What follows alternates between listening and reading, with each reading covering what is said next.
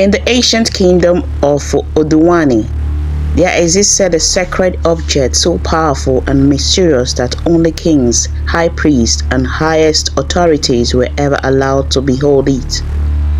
The powerful calabash was said to have ascended from the heavens itself on the night when lightning split the sky and the stars trembled.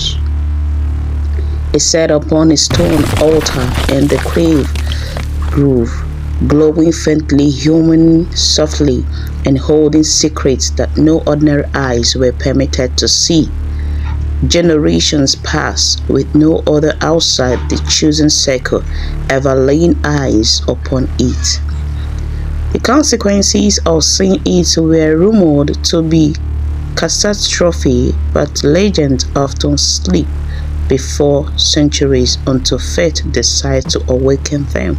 Adenroko was a young maiden whose beauty alone seems like a blessing crafted by the gods, skin that glistens like warm brazen eyes, bright enough to stir envy and admiration all at once, and a spirit both gentle and bold. People adore her, but she remained humble, often slipping away at night to fetch water or spend quiet moments by the rivers. That night, when the moon grew unnaturally bright, almost swollen with warmth, she felt drawn to the path that lay past the sacred grove. Her mother had warned her not to go out, claiming that the air felt heavy, as though spirits walked freely, but Adeniko's courage often bordered on stubbornness, and she stepped out with her clay pot,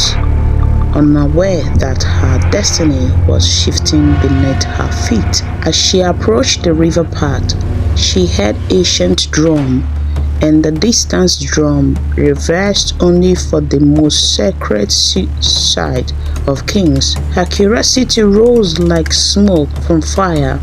She moved carefully towards the grove, hiding behind large palm leaves.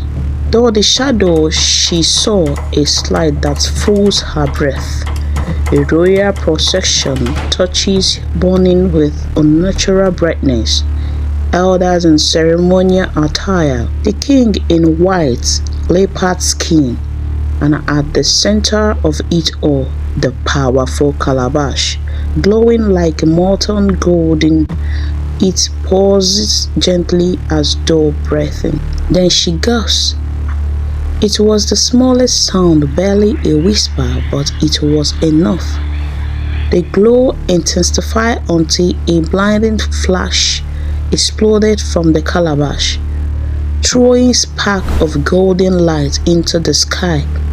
The drum faltered and torches spiraled upward in natural flame, and the ground trembled violently. Adeniko screamed, and in that moment the world went dark. By morning, she awoke on her bed at home, surrounded by fear, whispers, and her mother's trembling hands. The guard had carried her unconscious from the sacred grove, and according to the high priest, she should have died instantly. But Adenroko was alive and changed. Her heart beat louder than its sound. Her skin felt charged with invisible fire. The air grooved slightly whenever she blinks. She began to hear voices that winds whispering her name, the earth humming beneath her feet, strange murmurs that only she could perceive. Words spread through Odonowas like wildfire. The maiden who should never have seen the forbidden calabash had seen it and survived, but the land was shifted in a way no one could ignore. Rivers began to flow backwards. Children woke screaming from dreams of bodily shadows. Animals refused food. Pregnant women felt cold touches on their bellies. Palm tree bent in the direction of Adeniko's hut, and the sky cracked with thunder on cloudless night. Fear tightened its grip on the kingdom. A council meeting was called. The calabash had chosen her. The king asked why a common maiden would be chosen, and the priest replied, trembling, because destiny does not ask for permission. Aderiko herself felt overwhelmed. Lamps flickered when she passed. Water boiled at her touch. Vision crossed her mind, glimpses of ancient times. Future storms and strange beings half hidden between words. At night, she heard drums beating inside her skull. No matter where she ran, the whispers follows. On the third night, the horror reached its peak. Shadows detached from the bodies of the villagers. They drifted independently, whispering an ancient tone that sent chills down every spine. They gathered in the village square like a dark cloud of spirits. Cutlasses swung through them without effect. They were untouchable, and all the shadows turned in on mist, moving toward Adeniko's hut.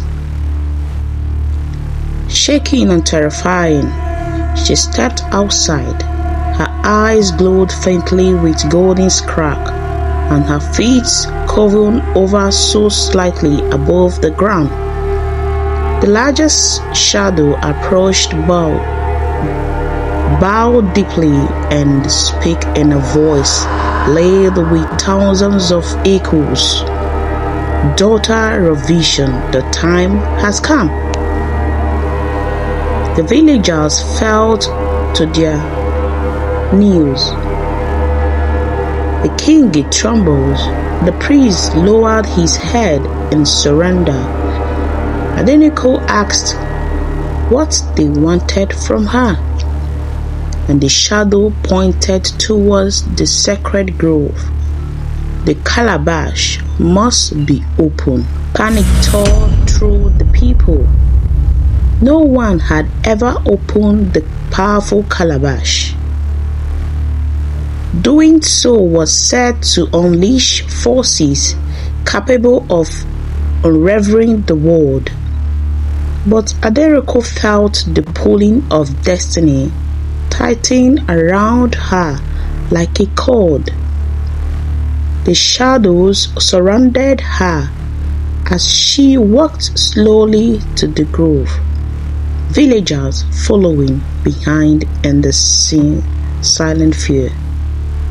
When she reached the stone altar, the calabash sat waiting, softly glowing, humming like a heartbeat. The king begged her to stop, but the high priest whispered that only she could save them now. Aderiko lifted her hands, trembling, and the calabash responded on its own. The lid rose without her touching it. A surge of blinding light erupted while trees, boughs, and the earth surrounded violently. But what emerged was not destruction. A massive ancestral spirit rose from the calabash, formed from swirling gold and white. Its face shifted through countless ages. Young and old, male and female, mortal and divine. Its voice resonated through the entire kingdom as its spark of forgotten covenants, broken tradition, corruption among leaders, and a land that had silently suffered. The Spirit declared that Adeniko had been chosen because her heart was pure, uncorruptible, and strong enough to bridge the world of the living and the ancestors. The Spirit touched her forehead. Instantly, her glowing crack vanished. The whispers faded. Her heartbeat softened. She was restored. The Spirit then commanded the kingdom to honor her as the keeper of the calabash, the first chosen in 1,000 generations, with a final boast of golden radiance. The Spirit dissolved, but the shadows scattered harmlessly, and the land exulted and true freedom from centuries of burden. Aderoko collapsed on her knee, exhausted but alive, transformed and humbled. The king approached her, bowing deeply, something no one had ever witnessed him do. The villagers followed, praising her name, thanking her for restoring their land. When she looked at the calabash again, she no longer felt fear, only belonging, only destiny. Her journey had begun the night she disobeyed a simple path. Now, she stood at the guidance between words, the one chosen by the ancestors to carry the light that had once nearly consumed. Oh, peace returned to Dwani. The calabash still glowed softly at night, whispering faintly whenever the moon grew too full. Keeper, your story is not over. Aderoko always heard it, and she always answered with a calm, ready smile. She was ready.